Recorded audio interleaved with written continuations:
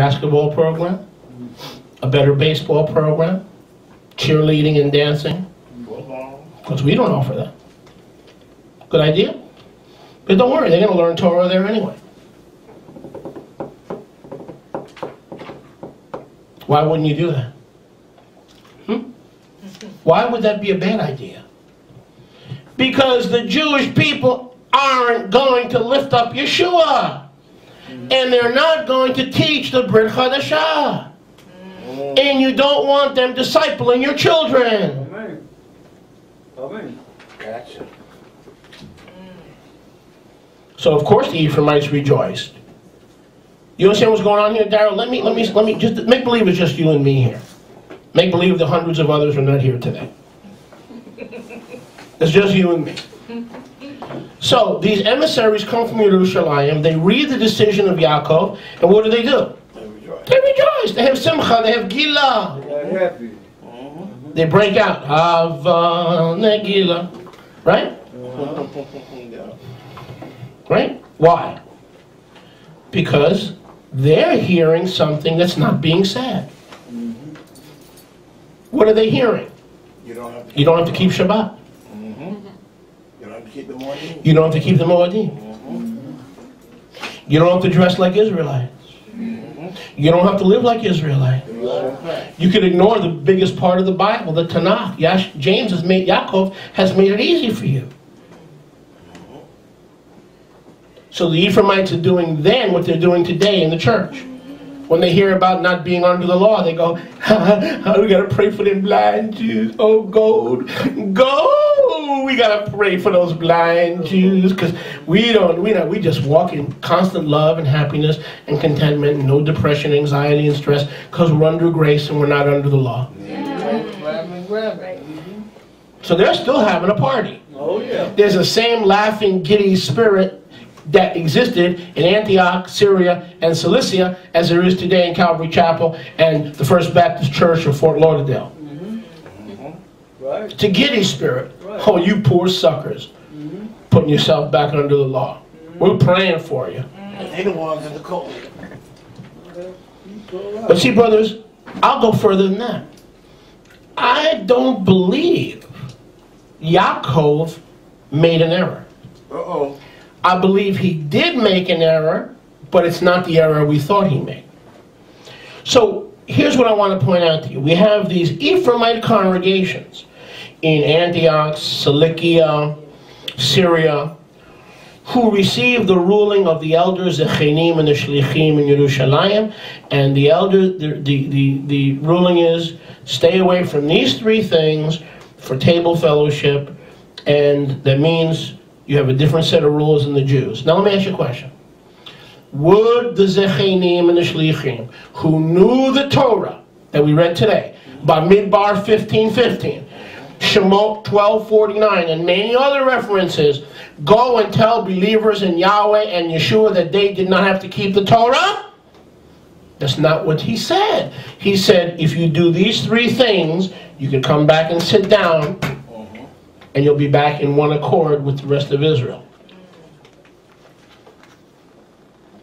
They rejoiced that the decision was sent to them. The decision was sent them. I'm sorry, the decision was that they didn't have to do these things. So then, can we really blame the Catholics? And then the Protestants, who said that we don't have to keep the Torah? Or was it the misunderstanding and then perhaps the mistake of Rabbi Yaakov that even gave birth to a faith apart from the historic people of Israel? What did Yaakov say, Chris? He said, if you do these three things, you'll be off to a good start. And then to follow the rest of the Torah, which you have to because there's only one set of rules and there's only one set of instructions, go back to the synagogues, to the cities where you came from, and that's where the mistake is. He passed the responsibility of discipleship back to the unbelieving Jews. And instead of going there to learn Torah, when they got back to their city, they ran into others who were still happy. They misunderstood James, saying that, oh, James and the ruling elders in Jerusalem said we don't have to keep Torah. And that was the beginning of the separation of believers from their Torah. Because they misunderstood what Yaakov was saying. And then they failed to go back to their cities, to the synagogues, to learn Torah. And if they did go back to those Jewish synagogues to learn Torah, one of the first parts of the Torah that those rabbis taught them was that believing in Yeshua was idolatry. Now you listen to what I'm saying to you. And I'm going to straight out your religious misfit Titanic boat. I like that. What do you think a rabbi, Rivka, if you went to Coral Springs Chabad and you said, Rabbi, teach me Torah, what's one of the first things he's going to teach you? That Yeshua was a mamzer. Right. What is a mamzer? A bastard. That his father was a company of Roman soldiers who raped Miriam. Don't tell me they're going to teach you how to be a disciple of Yeshua. Caper girl.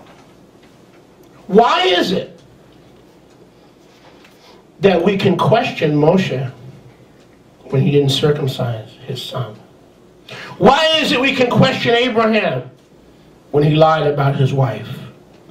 It seems like we've inherited this thing from Christianity where we can question things that the first covenant saints did, but whenever someone like Paul, Rav Shaul or James to even question, you listen to what I'm telling you, Cecile, to even question anybody to the right of Matthew is blasphemy.